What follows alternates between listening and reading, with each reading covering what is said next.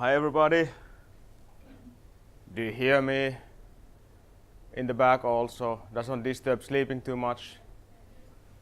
Welcome to Finland.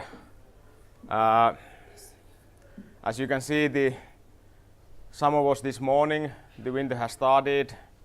It will be 11 months and 30 days, and then we have summer again. So Finland makes this weather makes strong people. I'm today talking about how you need to grow to stay alive. My name is Janne Kalliola.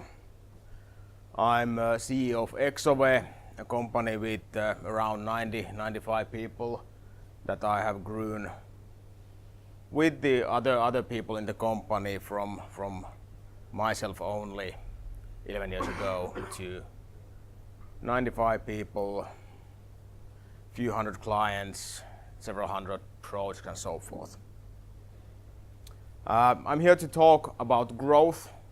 We in Exove, we deliver digital growth. We are passionate about growth. After this session, I do hope that you share my feeling that you need to, in this business, you need to grow, that you are able to stay alive. But let's see how it goes. If we start from the sad facts, the Drupal has lost momentum. Not all of it, but some. Just enough that it's no longer a tool that we could just build the growth on and then everything would magically happen. That is not the case. We have enjoyed several years of growth that happened not because of us, but because of the market. Market grew, and it was extremely easy to grow with the market. Situation have changed. There has been different surveys made in, for example, DrupalCon Dublin. Ben from the I lost the company's name, from the UK company, Cameron Wilding. Yes, Ben Wilding from Cameron Wilding asked a study about what is the implication of Drupal 8, and one of the findings was that the uptake has not been that great. Now all the coders, developers in the audience typically start to think that okay, it's too complex, it took too long to, and so forth. That is part of it, but not the complete picture. Of course, yeah, it would be nice that it would be released in 2 years, would be feature complete and readier than it's now, but also the market has changed. That kind of big CMS cases, they are more and more seldomly happening compared to past years because things are commodizing. For example, when we started with Exove and Drupal 9 years ago, multilingual was really hard with Drupal 5. With Drupal 6 it was still quite hard. Drupal 7 it was easier. Drupal 8 is sort of piece of cake. That means that the money that the customers are willing to pay for multilingual sites has dropped dramatically. We had our first multilingual site was probably 100,000 euros or something like that, because of the multilingual it was so complex and everybody knew that it's so complex. Then we had a multilingual site with 35 languages costing half of that price, so like 50,000 euros. It got simpler and simpler, and then customers see less value on it because it was sort of commodized, and all the platforms raised the bar. So Drupal and the WordPress and the other systems, they are also attacking our business from the down below, that they eat away the business by making more and more stuff that we used to code part of the core. And that's good, because otherwise Drupal wouldn't be competitive and we would be all out of our jobs. So in that sense, it's good that the system thrives. But if the platform does not bring the growth, then solution is very simple. We need to grow with our own skills. We need to actually do the work of growth instead of saying that, okay, I'll sit here and the Drupal drives me to better results. That won't happen anymore. It's just a system among other systems. And growing with your own skills is actually pretty hard. It's not easy that you just say, okay, bring in the growth and the growth comes. That won't happen. You need to fight for every single penny, and especially countries like in Finland that has been in recession for 8 years. I do remember that day when our Prime Minister Jyrki Katainen said that, yeah, this financial crisis does not affect Finland. And I was foolish enough to believe him, and then sort of 7 years later, when we finally are seeing that, yeah, now it might not affect anymore, we are growing again, lost a decade, then the things might come a bit back to normal. And the normal thing for the most of the companies outside IT is that the growing is really hard. Also, of course, if you are building ships, then growing requires you to make a new dockyard.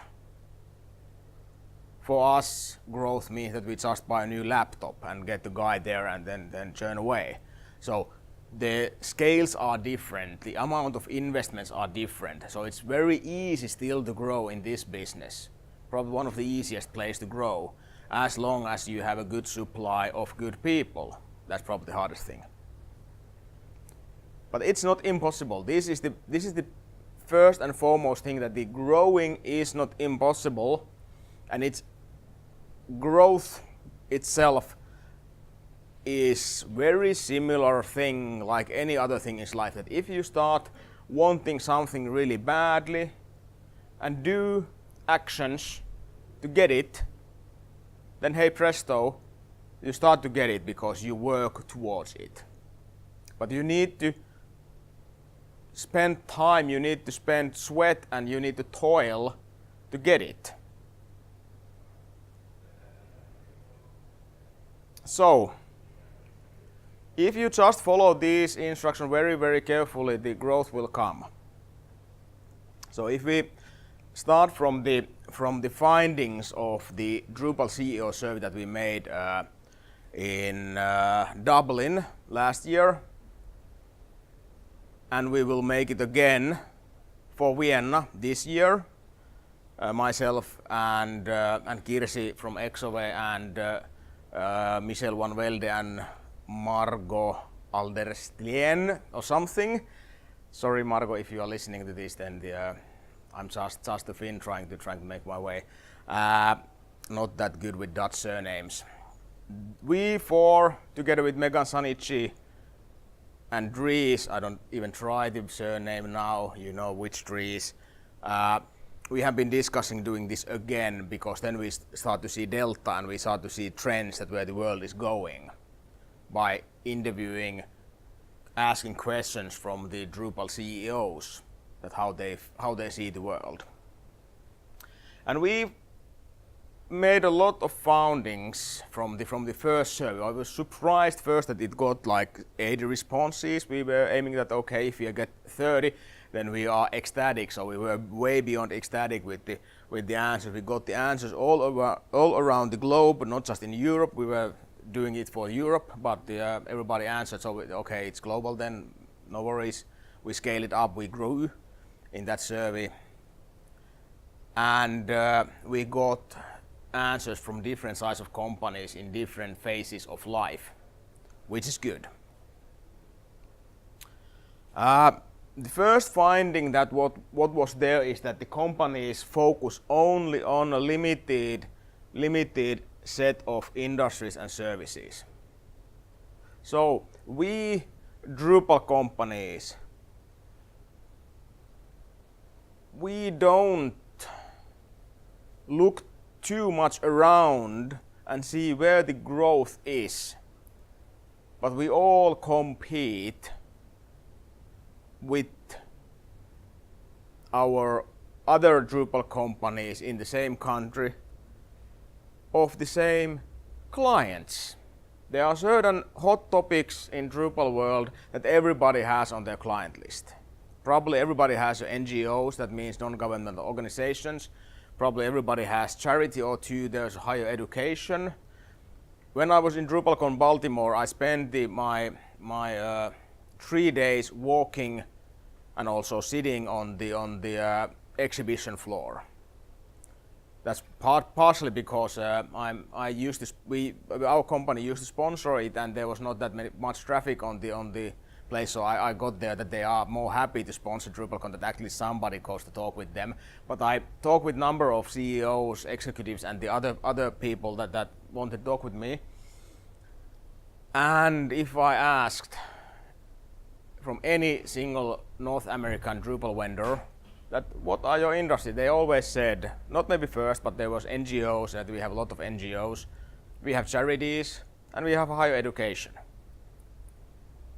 Unless they were specialized in NGOs, higher education, or non-profit charities. So they could also pick only one of those three that everybody has a stake on.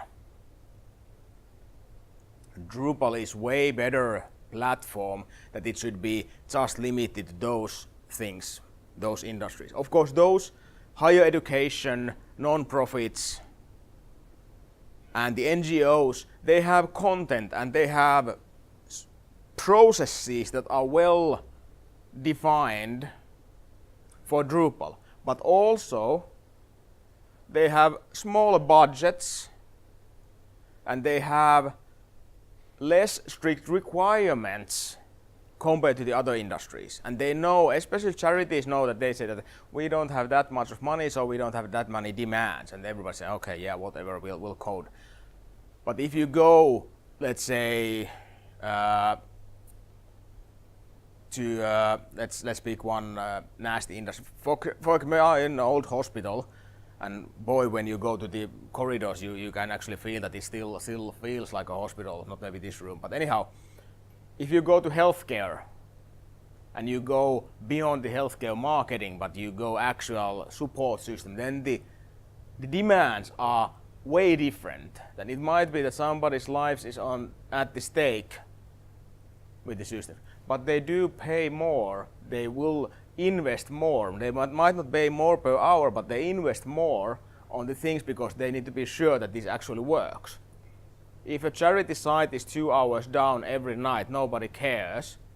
But if a hospital system is down a minute and a night, then there will be a total chaos. And there is a difference, at least 1 or 2 zeros, probably 3, on the prices, how much they are willing to pay. Just an example. If we take a look at these industries, this is also an eye test now, that if you, on the back, if you can see this, then you don't need glasses. If you don't see them, consider going to the, hopefully I can go here, let's see.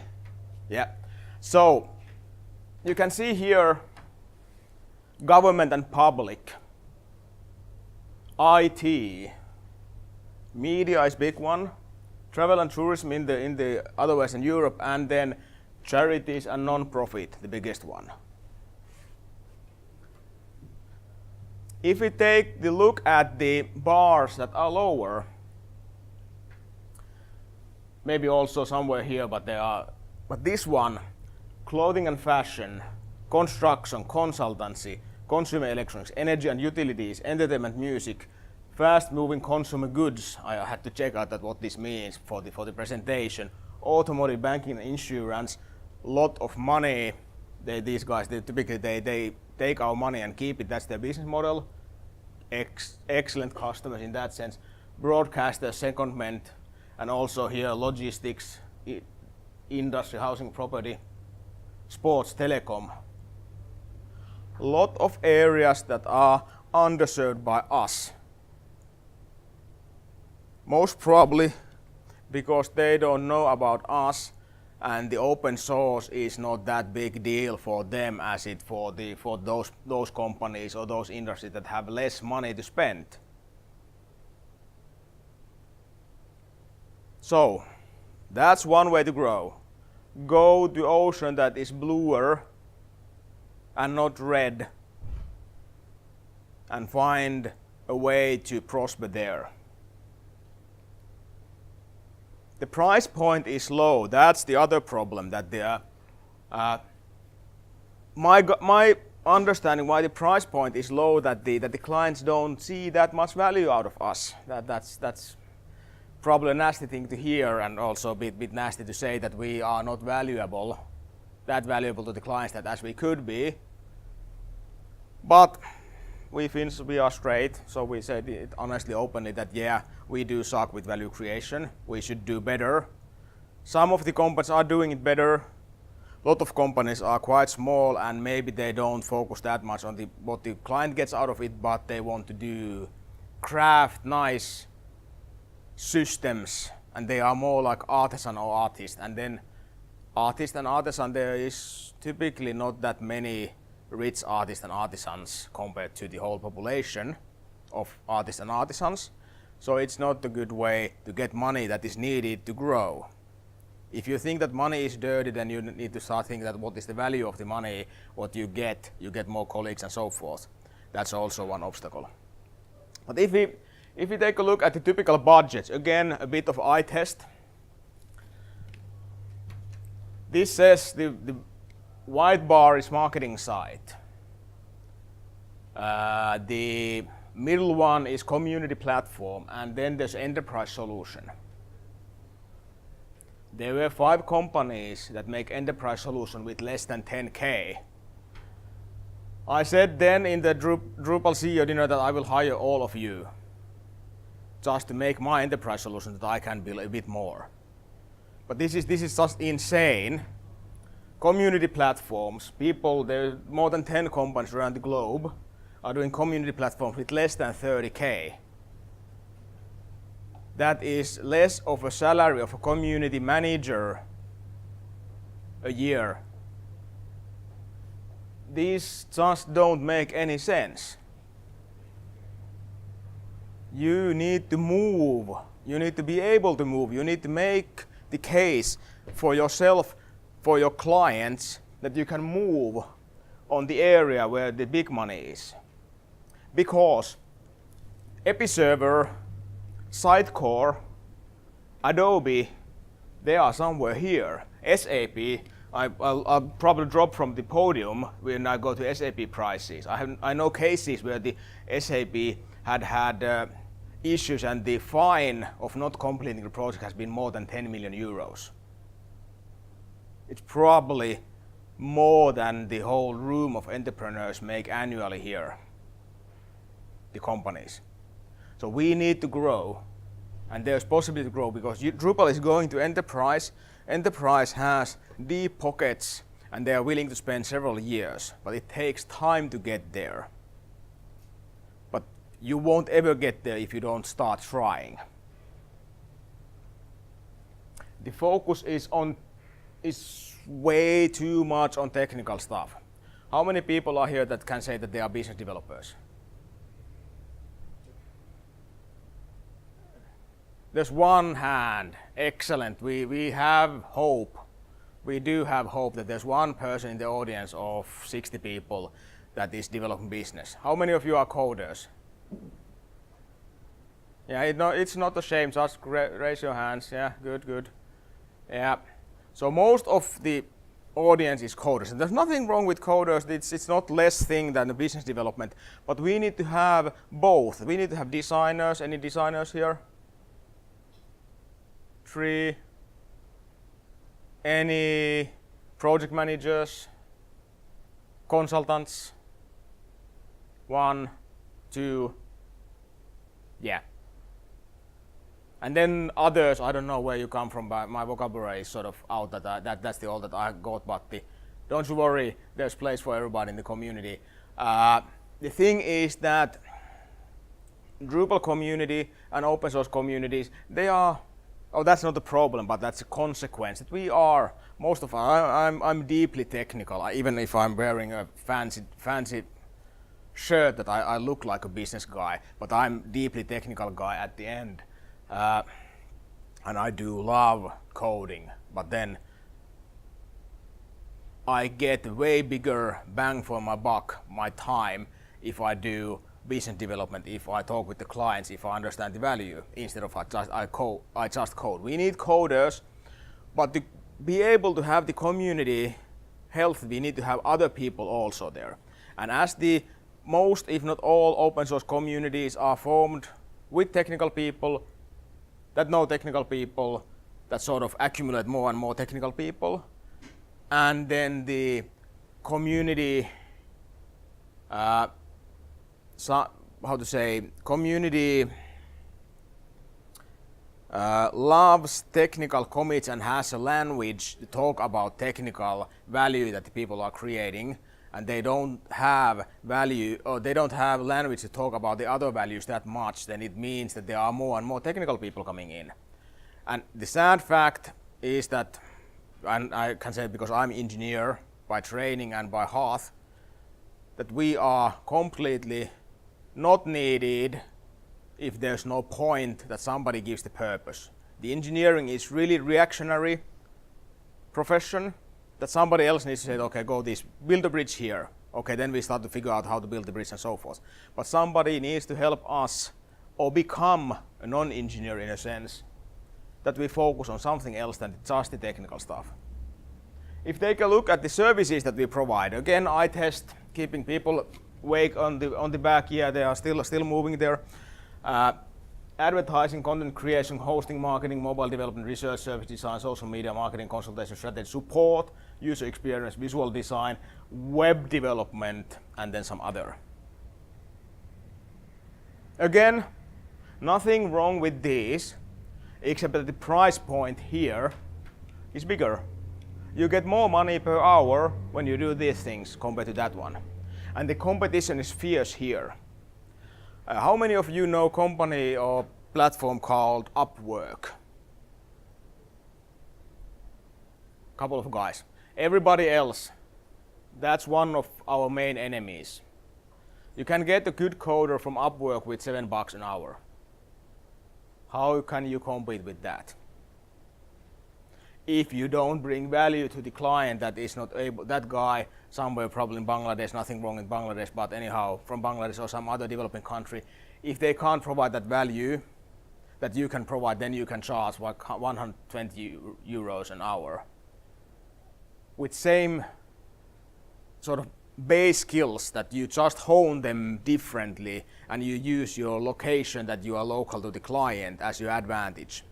So coding is something that is not, at the end, it won't be the only thing that sets you apart. It can't be, because there is the Upwork and there are the growing young generations in the developing countries that yearn to have something more than their parents. We in Europe, we have enough of everything and there's no hunger anymore, so that's the other factor that shows. So you need to move from these support, user experience, visual design, web development, or not move, but you need to grow them, you need to change your portfolio that it includes more, because when you go to the upstream of, let's say, research, advertising, service design, marketing, social media consulting, it actually creates more stuff for the end of the, especially support, web development. You get more of this by doing that.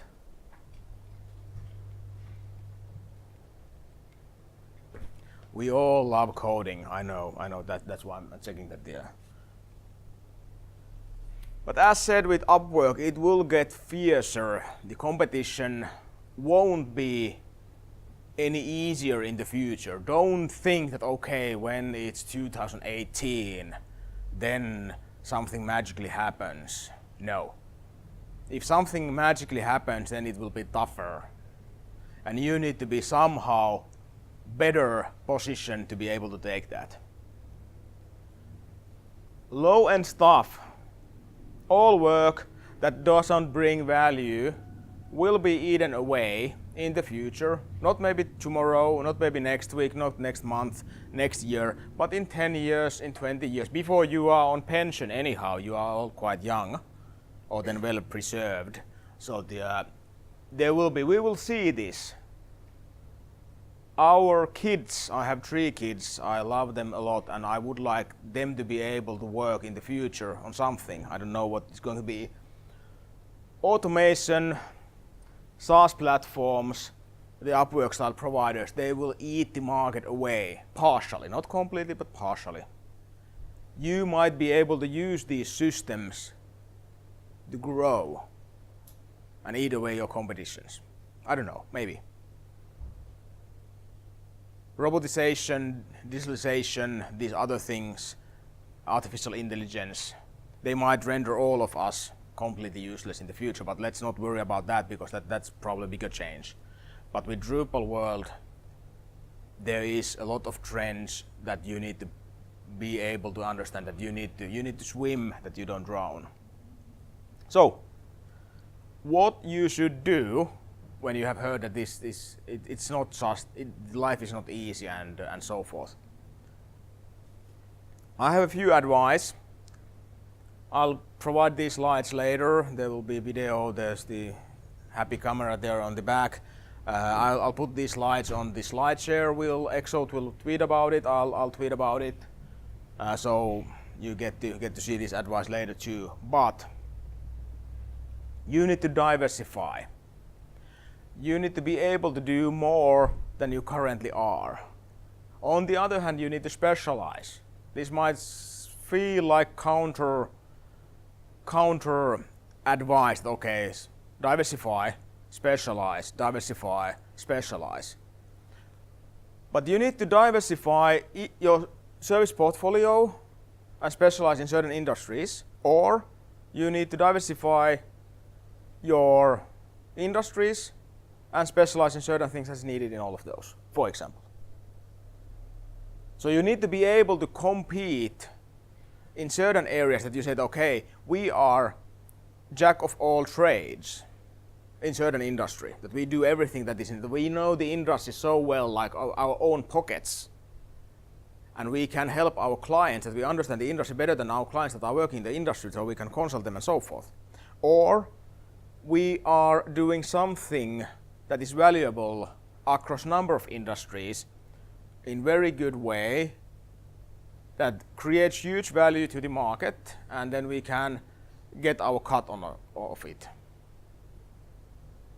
So you need to think that it's not enough anymore that, okay, we provide everything to everybody, because then you are actually providing almost nothing to nobody, because there will be companies that are better in certain thing for the client because they are specialized on something that the client represents, and you are generalized, and then you lose that case. Don't make the mistake that people typically make, that okay, that's special and that we'll do multilingual. That's the specialization. Or we do e-commerce. Those are too small.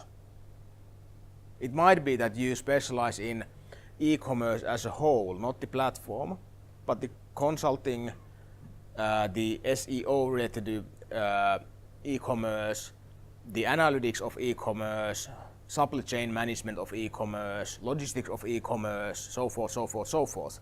And then you are e-commerce expert, but you are not e-commerce coding expert, because that will vanish. Those companies that supply everything, they supply also coding, and you will lose every single time when you fight against them, because the client will say, okay, those guys actually know way more than you do, even if you know certain areas as well as they do. End of story. Go upstream. Upstream means that you follow where the money is coming from. That's also a very good way to understand what is the business of your client, that where your client gets the money.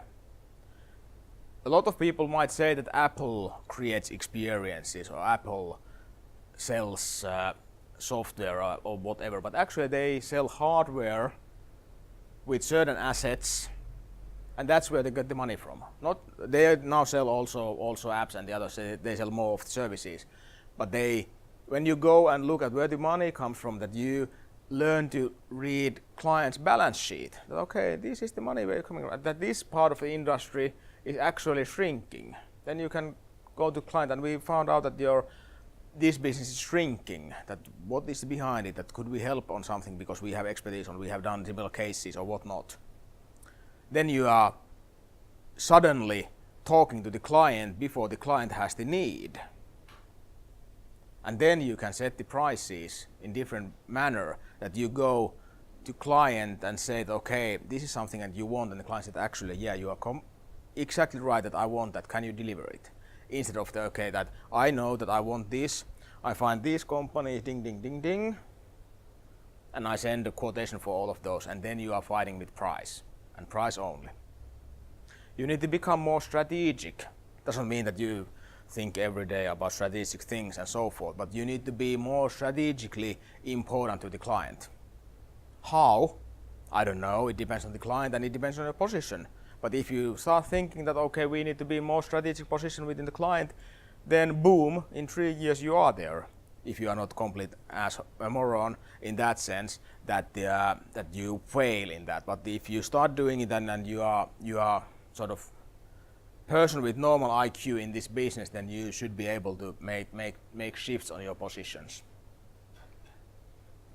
You need to learn new skills. Drupal is not enough.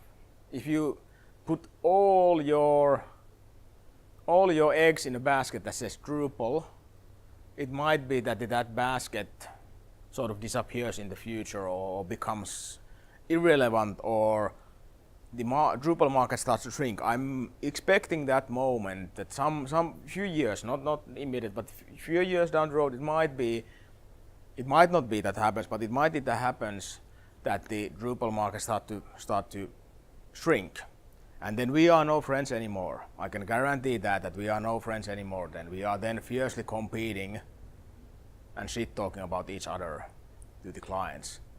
Now it's easy to be here and share all the things because the market is growing and so forth. But when it starts to shrink, then the real sort of real people come forward at how they deal with the situation.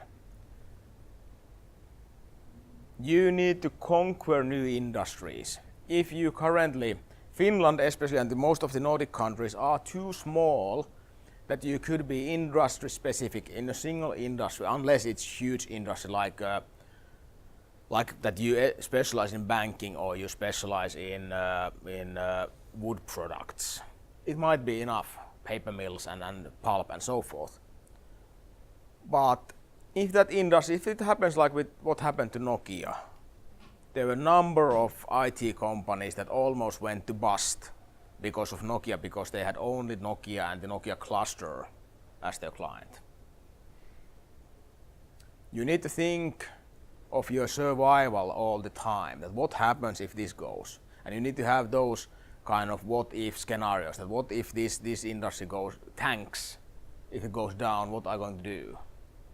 Because if that happens, then you know that okay, we have this thought out, then we start to do these things, instead of that okay, let's panic for 2 months, then cry for 3 months, and then see what's left.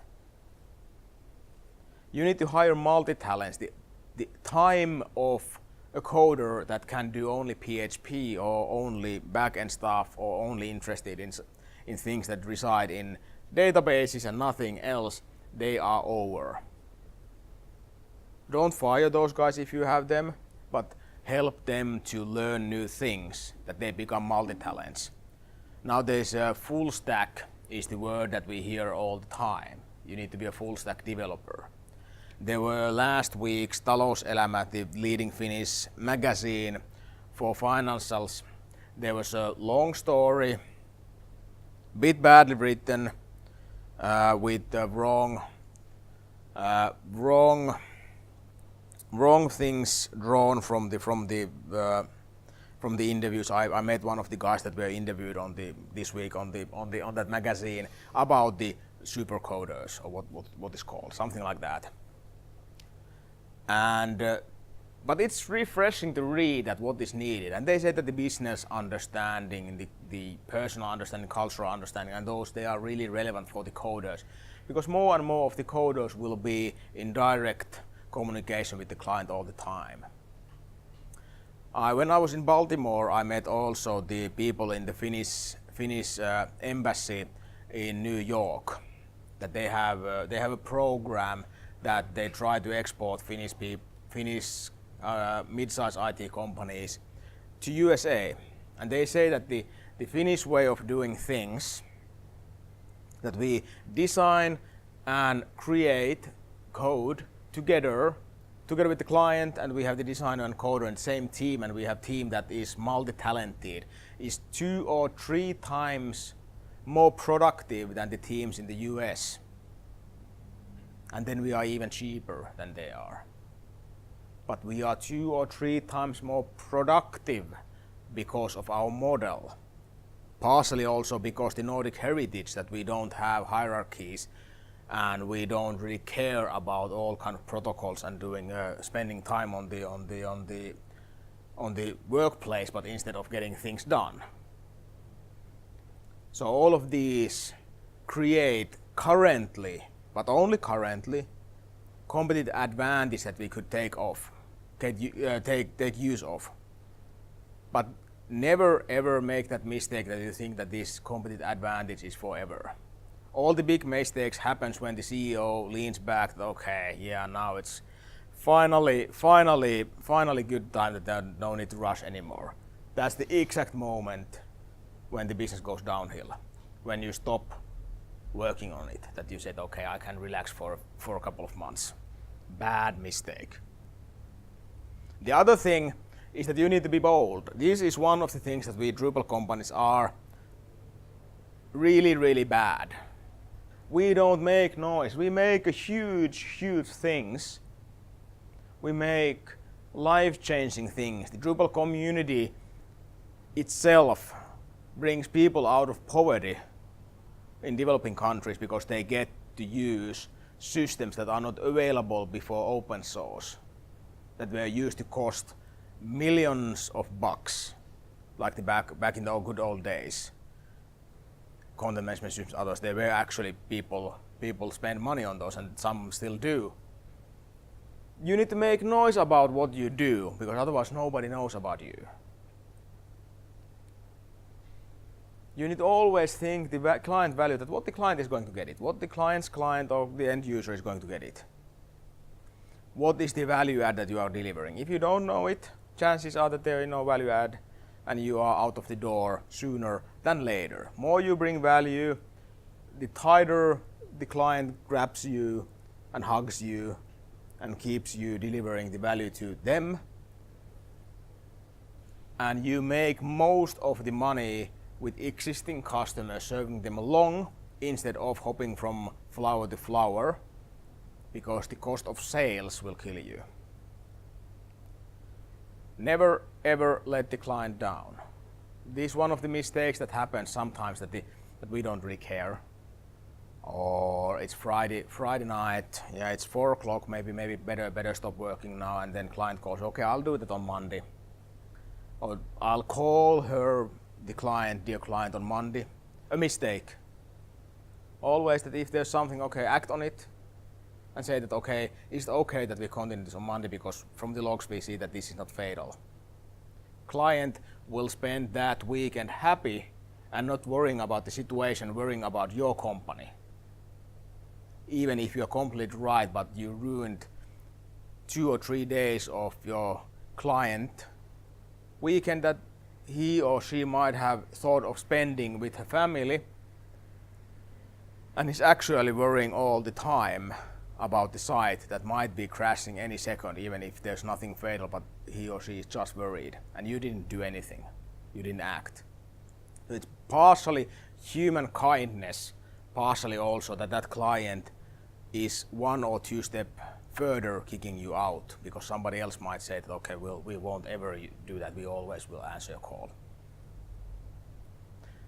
It's always easier to win business from the clients that you already have. You know them, you can sell them ideas and so forth. And the final word that I have here is that when you are growing, but the markets are growing faster than you are shrinking. And as our chairman of the board, Pekka Soini, the former Sanoma executive, says that if you are shrinking in a growing business, you are dying. It might not matter that you are shrinking 1 year, there things happen, or you are shrinking a certain amount of time, but if you don't have a plan to get back to the growth path, then someday you'll find out that you have less important clients, you have less capable people, you have less money, you have more worries, you have more all kind of things that you need to take care of, contractual stuff and so forth that you can't just get rid of, even if you don't have the capacity to take care of them anymore. And then you are, my friend, you are fucked. Never ever get to that situation. So the key is that you set your mind to growth and you execute it. You start make it happen. You do things better tomorrow than you did today. You do more things tomorrow than you did today, and so forth, so forth. But you grow within your own framework and with things that you feel comfortable with. Because there's no point, that's maybe the last thing that is not on the slides, but the last thing, that never ever spoil your life with business. Your life is unique and you live only once. There's no point doing things that you hate for 20 or 30 years because of growth. Then you are in wrong business.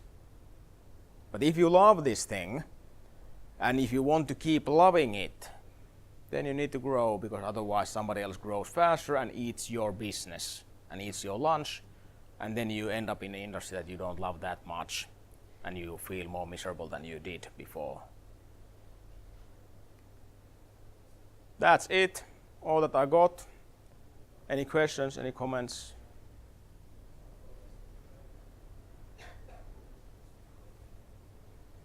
If not, then it must be clear to everybody. Okay, today is Thursday. Is it 11th? 11th, let's see. Let's mark this time that this is 5 o'clock on 11th of May 2017. Today is the day that you start growing. Thank you.